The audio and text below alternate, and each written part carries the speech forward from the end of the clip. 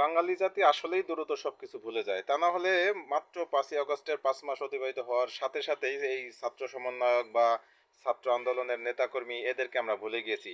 একটু কল্পনা করেন, ১ মিনিটের জন্য আপনি চোখটা বন্ধ করে একটু চিন্তা করেন যে ৫ই আগস্ট মনে করেন শেখ হাসিনার পতন হয়নি।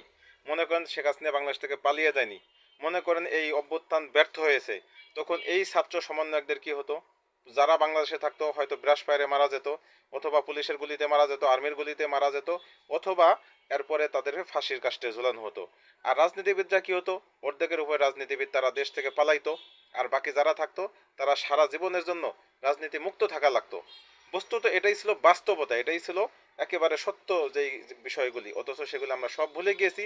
এখন আমরা সব ভুলে আমরা এই ছাত্রদের অবদানটাও ভুলে গিয়েছি। হ্যাঁ, বিএনপির এখানে অবশ্যই অবভিয়াসলি তাদের সম্পৃক্ততা ছিল, সকল রাজনৈতিক দলের সম্পৃক্ততা ছিল, কিন্তু তার মানে এই নয় যে ছাত্রদেরকে আমরা ভুলে যাব। কারণ ছাত্ররা সামনের থেকে নেতৃত্ব দিয়েছে, তারা বুলেটের ভয় পায়নি।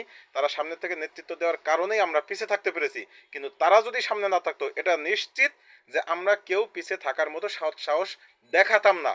অতএব তাদেরকে আমাদের স্যালুট দিতেই হবে, তাদের অবদান ভুলে যাওয়া চলবে না, এবং তাদেরকে যথাযথ মূল্যায়ন করতে হবে, এবং এই সম্মানটা তার প্রাপ্য, সেই সম্মানের জায়গা থেকে তাদেরকে আমি স্যালুট জানাচ্ছি। আমাদের সকলেই উচিত তাদেরকে স্যালুট জানানো।